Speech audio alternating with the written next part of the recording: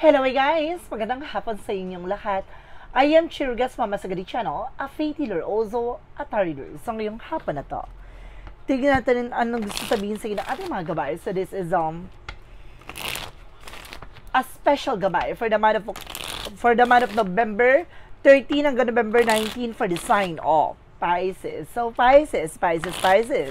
Welcome sa my channel. Ano kayang messages, advices ng spirit guides ang ating masasaga for today's video? Kanino kayang energy o kaganapan sa buhay ng mga Pisces signs sa ating mga gilap? So guys, this reading is a general reading lamang, hindi lahat makaka-resonate, kunin lamang po ang makaka-relate sa inyo, and comment down below kung kaninong energy ang ating nasaga. Because don't forget to like and subscribe my channel and hit the bell for more videos update. Diyos, maraming salamat po sa mga walang sawang pag-support sa aking channel, lalong-lalo na ang skip ng ads sa way pagpalain kayo ng Diyos at may kapal. Siksik digdig umapaw na biyayang manang balik sa inyo. So let's see guys, what is the message sa iyo ng ating spirit for the sign of Pisces? So let's see and watch this. Ano kaya kaganapan sa buhay ng mga Pisces signs ang ating mga gilap? Tutuklasin natin yan guys. So let's see. So there's a Five of Wands. So there's something of competition. So there's something competitors.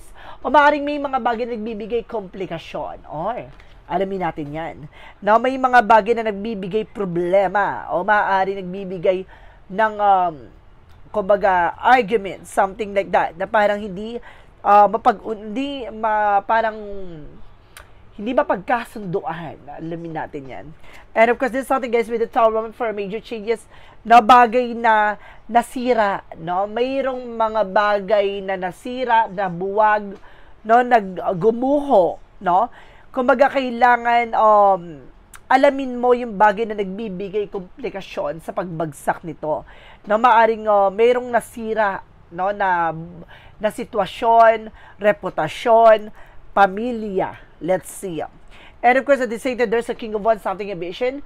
No, lagi mong titignan, no, this is something a better side of situation. Na parang, kumbaga may magandang dahilan, bakit nangyari yan? No, look at the bigger picture, para magandang, tignan mo yung magandang information na bakit nangyari yon. No, let's see. And of course, there's a strength with the confident. Lakasan mo loob mo, maging matapang ka. Alisin mo yung alinlangan, takot at pangamba, bagay na nagpapagulo sa iyong isipan. Let's see. At the same time, there's a Ace of Cups. There's something in new love coming in. Some of you may bagong pag-ibig na darating. No? May bagong taong magmamahal sa'yo, no? Ng lubos. So, maaaring may taong, kumbaga, dumating sa buhay mo. Let's see. And there's a Three of Swords, something pain. Oh my God.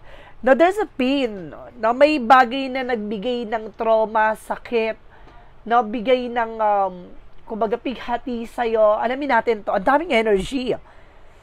Woo! Let's see what is the Five of Wands. So, there's a Six of Swords. There's a transition. Unti-unti ka rin makakalis sa hindi maganda sitwasyon. No, kailangan mo makalis at makalaya dyan. Hindi mo kailangan makipagsabong dyan.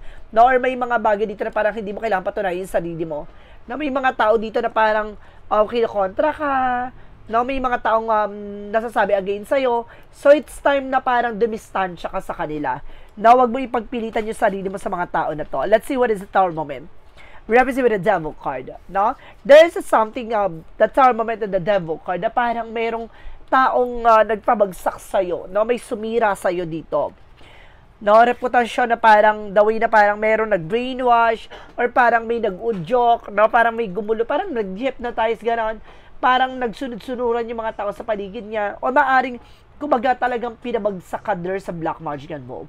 No, parang, kumbaga nakaranas ka ng bankruptcy, no, talagang pinabagsakan yung negosyo, hanap buhay, and even sa family mo, no, nagkakaroon kayo ng problema. So, it means, guys, no, I feel something na parang, meron ditong kaugnayan about sa mga kapitbahay mo, na there's a doing black magic into you, no, talagang ginawan ka ng eksena, na parang nasisense ko dito na, once na makalipat ka, giginhawa ka at luluwag na ang sitwasyon mo.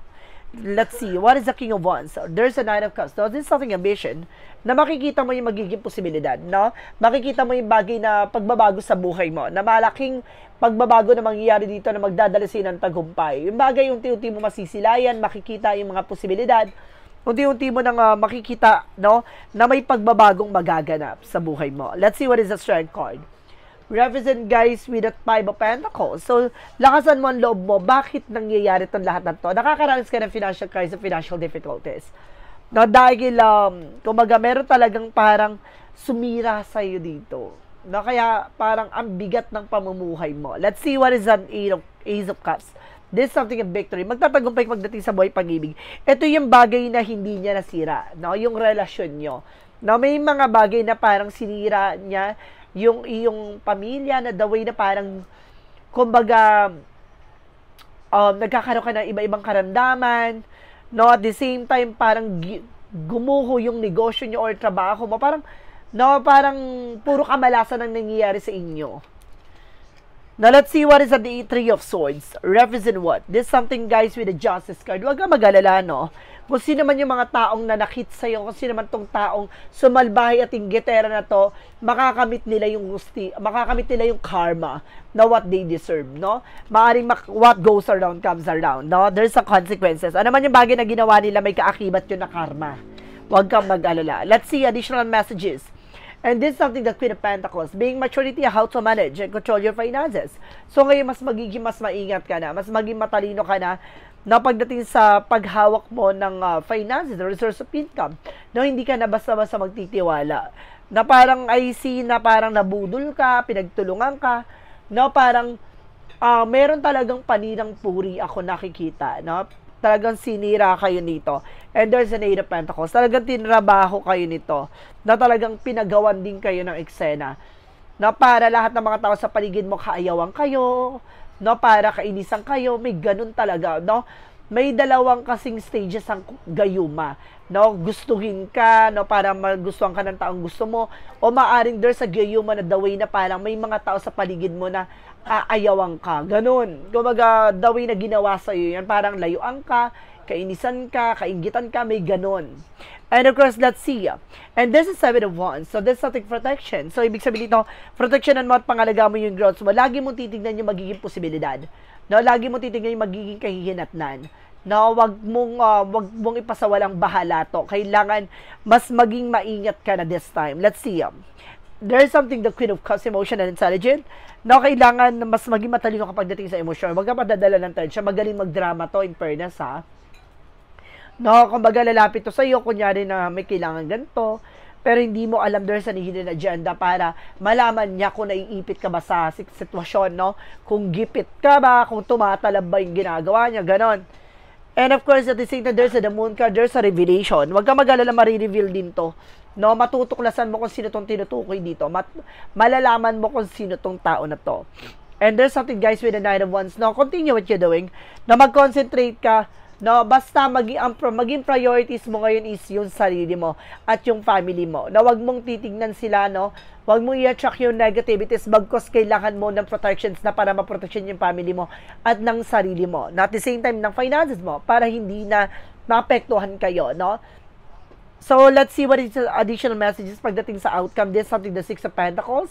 Magtutuloy-tuloy na rin about sa finances. So, it means gaganda talaga daloy ng pagkakaperahan sa'yo. Na magiging maganda na ikot ng mundo mo. Na magiging maganda na ang ikot ng kapalaran mo. So, let's see. Additional messages. So, there's an Eight of Swords. No, nasa paligid mo lang talaga. Tulad na sinasabi ko, no, tinatrabaho ka nito at tsak ako na nasa paligid mo lang. No, kung di mo to kay kapitbahay, malapit na kamag-anak. Let's see. And there's something that, guys, with the Six of Cups. Sabi ko na nga, ba kapitbahay mo eh. Kung hindi to kapitbahay ka, mag-anak mo to or kaibigan. Now, there's a Six of Cups, something familiarity. No, ibig sabihin, kilala, familiar, no? Kumaga, hindi malayo, gano'n. At the same time, there's an Ace of Wands. Hindi siya katrabaho kasi talagang sinasabi na kapag kamag-anak or kapitbahay or kaibigan to. And there's an Ace of Wands. So, magkakaroon ka ng bagong proyekto o plano na huwag ka na nagkukwento, ha? And there's an Ace of Swords, something breakthrough. At magtatagumpay ka. No, ano man yung bagay na ginawa nila sa inyo, no, hinarang at hinadlagan yung mga plano nyo, magsasucceed ka pa rin naman. No, nga lang, magiging mabagal lang yung proseso. No, kumbaga, kailangan mo munang linisin, tanggalin, no, yung bagay na magbibigay bigat, pabigat sa buhay mo, kung ano man yung bagay na ginawa niya sa'yo. No, yung sumpa, kamalasan, kung ano mang bagay na may kaugnayan sa black magic, kailangan talagang tuldukan mo na yan. And of course, for the outcome, this is something the Queen of Wands by confident. Lakas naman loob mo, maging matapang ka. No, kumbaga siguro kaya niya to ginagawa sa'yo dahil alam niyang mahina ka. Mahina ang kalooban mo, mabilis ka maapektuhan, no, mabilis ka masaktan, no, medyo marupok ka sa part na to. So let's see what is additional messages tayo with the finances and career, love life at kalusugan. Let's watch this. So nandito tayo guys, nasa chapter ng finances and career, love life at kalusugan. Excuse me. So let's see.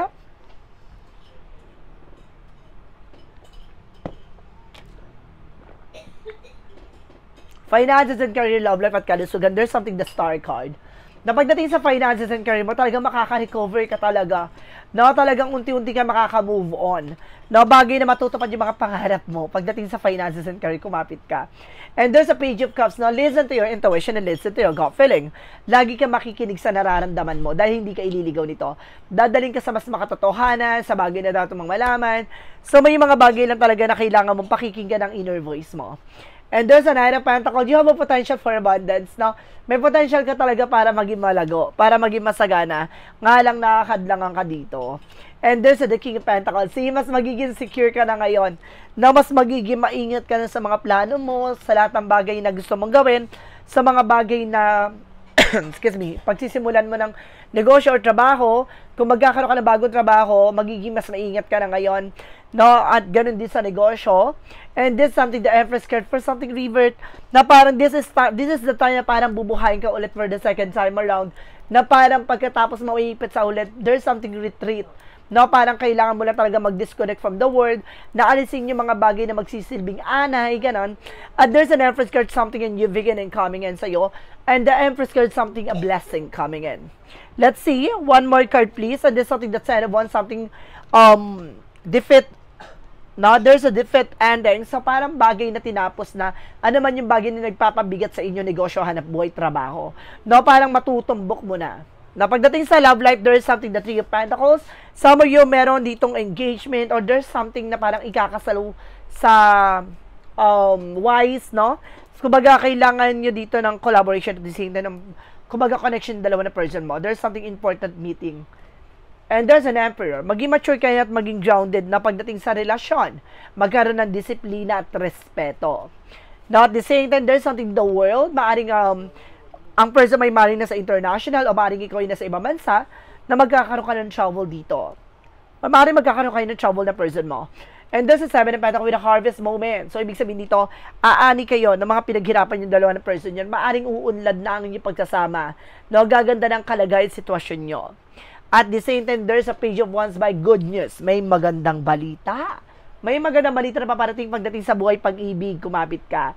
Bagay na maaaring magdala sa inyo ng higher level commitment, na maaaring gumanda na ang inyong relasyon, pamilya, ganon. Let's see, and of course, there's something, the Two of Wands. Piliin mo lang yung mga taong pagkakatiwalaan mo.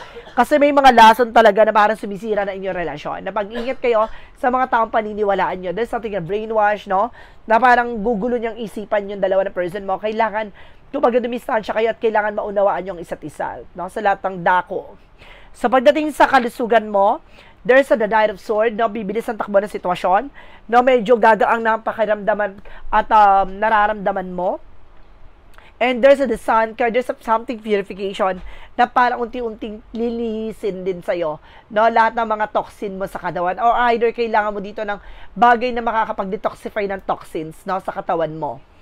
At the same time, there's a Ten of Swords na malalaman mo na kung sino yung traitor na nanggagambala o gumagambala ng inyong kalusugan. Malalaman mo na kung sino yung nagbibigay sakit sa inyo. Matutumbok mo na to. And there's a Nine of Pentacles. Mas magiging maingat ka na. No, hindi ka natatanggap ng mga pagkain na galing sa ibang tao. Na mas magiging maingat ka na sa mga bagay na gagawin mo. And there's the Magician. With the power of God, there's something in healing. No, parang ikaw yung naglagay sa sitwasyon mo, ikaw din yung makakagawa ng paraan para makalis ka dyan. So, it means masyado ka nagtiwala, no, sa mga tao sa paligid mo, parang naging malapit kayo nito. So, parang naging flexible and transparent ka sa tao na to. Kaya ang nangyari, na kumbaga, alam niya lahat ng galawan mo. Ganon. And of course, there's something guys with the two of course, may partnership. So, ibig sabihin talaga, no, itong tao na to, meron talagang kaugnayan sa'yo, na meron talaga kayong collaboration kung kaibigan mo tong kapitbahay or kamag-anak. Ganon. Let's see what is additional messages with the magical fair messages advices. So, let's watch this. So, nandito na tayo guys, no, sa chika ng ating mga angel spirit. No, anong gabay sa'yo ng ating angel spirit? Anong mga mensahe sa'yo? Okay.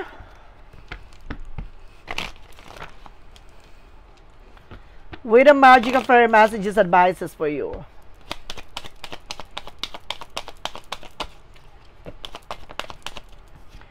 And there's an easy does it. Now, stop trying so hard to control this situation. Now, wag mo ipagpilitan yung isang bagay na hindi pa kaya o hindi pa pwede. At the same time, there's a birthday. No, maaaring may dadalohan kayong birthday dito. May party, celebration. And your wish is granted. Talaga matutupad yung mga hinihiling mo. No worries. Na talaga malapit ka na sa para sa tagumpay. Parang bagay na parang nakikilala mo na, no?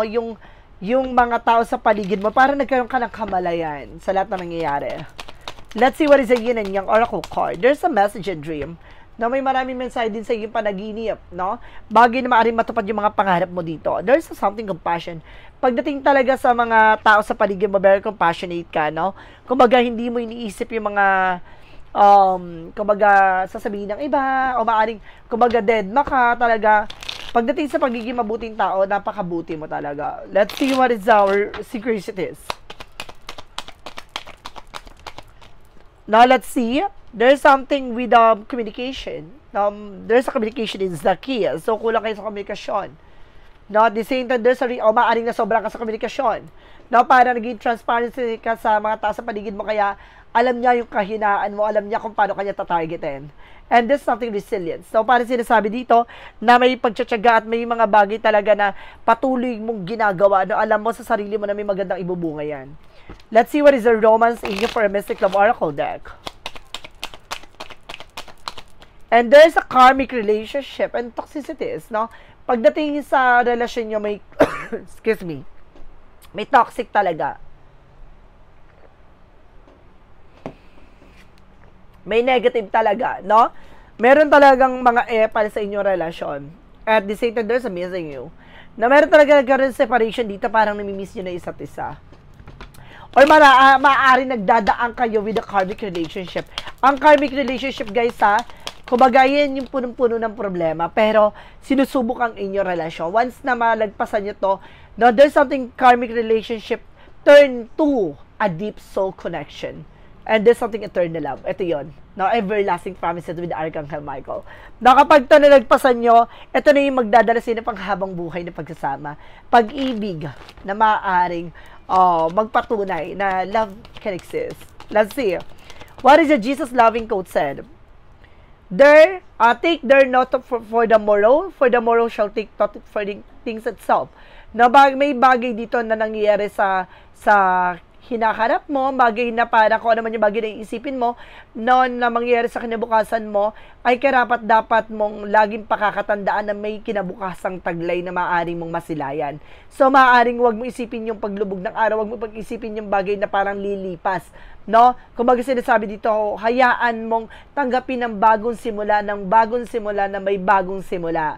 Kung baga, wag mong hayaan na parang kainin ka ng lungkot at kainin ka ng nakaraan.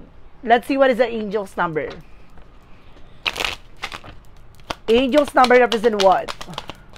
And there's an 1122. 1122 represent with great ship. First, focus on the positive changes occurring due to your effort. Then expand your horizon and permit yourself to try something new. So many people, positive shifts are in store for you. The world around you is changing in your favor of your intention. Bagay na kailangan mo manatili, no, na positibo sa lahat ng ginagawa mo. This is something spiritual development and spiritual growth. Parang bagay na binabago ka, no, parang kumbaga titignan ng katatagan mo at kalakasan mo at huhubugin yung buong pagkatao mo dito. Let's see what is additional messages with the Money Move Oracle deck. And there's oh my God, there's a guardian angel that you are being guided na talagang may gabay sa'yo na pumuprotekta, no, sa mga bagay na nangyayari sa iyo. Kaya there's a blessedness, guys, na nangyayari lagi sa'yo. There's something God will provide, ganon. Kumbaga, there's an unexpected situation na may mga pangyayari sa'yo na ganun talaga na hindi mo in-expect na may biyaya, may tutulong, kasi you are also guided. Kasi Pisces ka eh. Mataas ang spiritual growth mo eh. There's something, guys, with the shadow work represent what? There's something spiritual abilities then at the same time. What is a shadow work represent what? And there's a defensive. Now, defensive represents something accepted and growth. Parang sinasabi dito, kailangan mo tanggapin, no? At depensa mo yung sarili mo, no, kailangan handa kang matuto, handa kang kumbaga solusyonan yung mga bagay na hindi mo palubos na nauunawaan, bagay na kailangan intindihin mo at unawain mo. What is a clarifying for a love situation?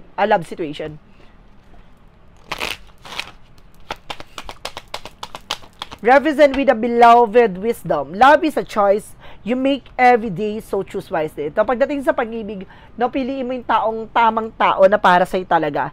No, hindi yung panandalian lang. Piliin mo yung taong sinubok ang inyong relasyon sa likod ng pinili nyo pa rin magsama sa isang mundo. No? Kumbaga, talagang, alam mo yung pinaglayo ng tadhana pero pinagbuklod ng pagkakataon. Ganon. So, let's see what is the clarifying for a life situation.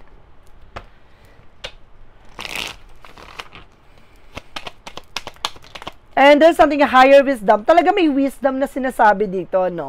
Na parang magbibigay ka liwanagan sa buhay mo.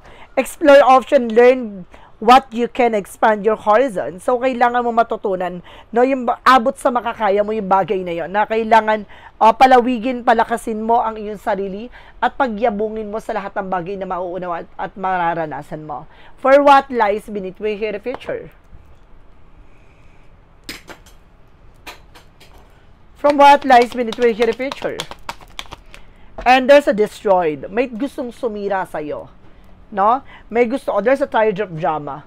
Na mag-ingat ka dito, parang pagod ka na sa drama. May tao talagang gusto sumira sa'yo. Mag-ingat ka kasi magaling mag-drama tong tao na to. No? There's a destroyed. No? Gustong sirain ka. Tulad na sinasabi sa unang chapter, di ba? Doon pa lang eh. Na parang gusto kang pabagsakan itong tao na to. Ang laki ng inggit nito, ha? May sakit to sa sarili niya na parang hindi magagamot ng ninuman, ha? There's a path of the light. Yung sakit ng inyong inggit. Walang gamot pa naman dun. What is the path of the light represent what? And there's a bravery. So, kailangan mo maging palaban at matapang. No, ano naman yung bagay na hamon na dumarating sa'yo, kailangan palaban ka.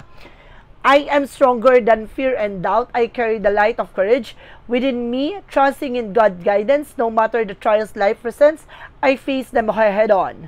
Growing and evolving through every challenges. Sa bawat pagsubok na dumating sa'yo, talagang alam mong matibay at malakas ka. No? Hindi ka pabubuwag. Ninuman. Talagang alam mo sa sarili mo pinaniniwalaan. Alam mo sa sarili mo pinaglalaban mo. Let's see what is the yes or no pick card. Ito na yung alamin natin magiging sagot sa tanong mo. Let's watch this. Nasa huling chapter na tayo ng reading na to, guys, ha. Alamin natin kung ano yung magiging sagot sa tanong mo. Before anything else, ang yes or no, pick a card, pwede ka magtanong. Isang tanong, isang sagot. Mag-iisip ka ng tanong at pipili ka na magiging sagot within 1, 2, or 3. Kapag nakapag-isip ka ng tanong at pipili ka ng number 1, 2, or 3, please comment down below. So guys, maraming salamat po sa mga nag-share ng aking video sa mga uri na social media platforms. At maraming salamat po sa mga solid subscribers.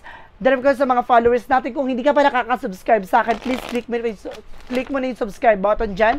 And for all bell para updated ka sa mga videos ko. At the same time, maraming salamat po sa mga followers. Kung hindi ka pa nakapollow sa akin, i-follow mo na ako. Let's see. Let's start with the number 1. Number 1, there's a yes. No? Reach for high goal, success is near. No, parang matutupad mo yung mga pangarap mo, matutupad mo na yung inaasa mo dito, napakalapit mo na para magtagumpay. Okay. Number 2, there is a yes again. Resurrect old ideas, brought new life into it. No, yung bagay na nakaraang kaisipan mo or plano mo, maaaring mabuhay ulit siya at mabuo na at maaaring magtagumpay ka na. na makakamit mo na yung tagumpay, guys. And number 3, there's a no. Your ideals are rejected, not satisfied with the result. No, yung iniisip mo ay maaaring hindi tugma at hindi magiging maganda resulta. Pag-isipan mo mabuti. No, wag kang pala desisyon. So, guys, this is a special gabay for the month of November 13 hanggang November 19 for the sign of Pisces. So, Pisces, maraming salamat po for this wonderful reading. So, once again, this reading is a general reading namang hindi lahat makaka-resonate, kung hindi lamang po makaka-relate sa inyo. And comment down below kung kaninong energy ang ating nasagap. And of course, don't forget to like and subscribe my channel and click the bell for more videos update ko. Maraming salamat po sa mga walang sawang pagsuporta sa aking channel. Lalo-lalo nang dinigi-skip ng ads away pagpalain kayo ng Diyos at may kapalisiksik digdig umapa na biyayang manumbalik sa inyo. Maraming salamat po and see the next video. Bye-bye and babush.